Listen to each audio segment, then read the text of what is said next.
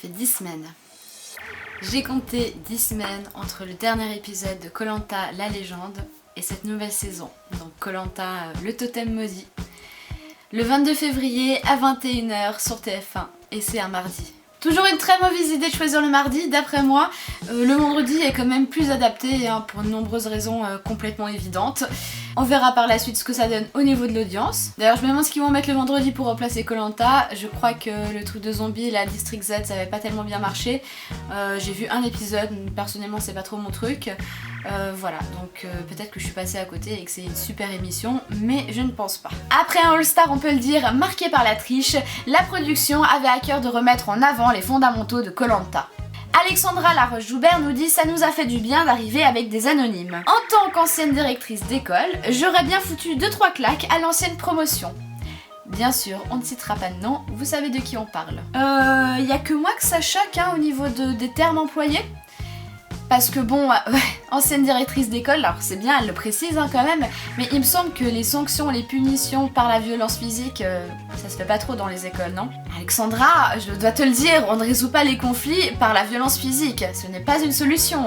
D'ailleurs, dans l'enseignement, ce n'est pas toléré. Alors pour cette nouvelle saison, on va retrouver 24 aventuriers, c'est quand même pas mal, donc 12 hommes et 12 femmes, et ça se passera aux Philippines, aux îles Kalamia, donc au nord-est du Palawan. D'ailleurs, ces îles sont réputées pour être un cimetière de navires japonais qui ont été coulés par la marine des États-Unis durant la Seconde Guerre mondiale. Sympa comme ambiance. Alors si j'ai bien compté, 24 candidats, ça nous amène à peu près jusqu'à la fin du mois de mai, s'il n'y a pas eu d'interruption entre temps. Ou sinon on déborde jusqu'à mi-juin, c'est bien aussi. Donc comme son nom l'indique, le totem maudit va impliquer donc un deuxième totem, c'est la première fois que ça va arriver dans le jeu. Donc le second totem c'est le jumeau maléfique de celui qui apporte l'immunité. Alors comment ça se passe? Comme d'habitude, le gagnant d'une épreuve d'immunité récupère son totem qui va l'immuniser durant le conseil et le perdant va récupérer le totem maudit et subira l'une de ses malédictions. Apparemment il y en a plusieurs et l'une d'elles pourrait être un séjour sur l'île maudite parce qu'en voyant l'affiche il y a quand même une île qui a l'air un petit peu moins sympa que l'autre. Alors maintenant on va passer à la présentation des candidats. Si vous n'avez pas envie d'être spoilé, je vous indique le temps à laquelle le spoil s'arrête. Alors je vais pas vous faire la description à proprement parler des candidats, mais plutôt de ce que j'ai ressenti en les voyant du coup sur le portrait de TF1. D'ailleurs si vous avez envie d'aller voir leur portrait, n'hésitez pas, ou attendez alors le 22 février. Donc on est parti pour 12 filles et 12 garçons, on va commencer avec les filles. Alors on commence avec Alexandra, elle habite en Martinique, elle a l'air d'avoir un caractère de leaduse et elle a l'air aussi assez organisée. Ambre elle a l'air sportive et apparemment elle aime l'équitation. Anne-Sophie elle habite en Grèce, c'est la femme d'un footballeur professionnel et elle a l'air d'être un peu aventureuse, challengeuse et d'avoir un mental de gagnante. Céline, elle est infirmière, donc pour moi elle est altruiste, elle aime l'aventure, elle est assez sportive, alors pas forcément physiquement, mais en tout cas le mental a l'air d'être là. Géraldine, elle a 47 ans, c'est la doyenne chez les femmes, elle est maman, elle a l'air d'être calme, sympathique et souriante. Lily, qui apparemment aime les voyages parce qu'elle organise un tour du monde en bateau, elle a donc 2-3 bases en survie, elle a l'air organisée et dynamique. Luana, 28 ans, elle a l'air calme, mais apparemment elle en fait qu'à sa tête, alors on va voir comment ça se passe sur le camp. Olga, c'est une danseuse acrobate, donc forcément elle est sportive et elle a de l'équilibre et en plus elle a l'air très motivée. Ensuite Pauline, elle a 24 ans, c'est donc la plus jeune chez les femmes et j'ai noté qu'elle avait fait du karting. Désolée, j'ai pas beaucoup d'informations à son sujet, donc j'ai hâte de te découvrir Pauline. Ensuite on a Samira qui habite au Maroc et c'est une ancienne handballeuse professionnelle, maintenant elle est coach, donc forcément elle a l'esprit sportif, elle est dynamique, elle est motivée, dépassement de soi, etc. Donc je pense que ça va être un atout sur les épreuves. Ensuite on a Seta, elle est graphiste, maman de 4 enfants, elle a envie de tester ses limites et elle a l'air sympa. Et on finira par Stéphanie, elle est dynamique, j'ai vu son portrait, elle est au taquet, elle a travaillé comme croupière donc elle sait gérer les embrouilles, elle est sociable, elle sait s'adapter et je pense qu'elle a un potentiel de stratège. Alors maintenant on passe aux hommes, on va commencer avec Bastien, il est cordiste donc forcément il est à l'aise avec l'équilibre et il aime la nature.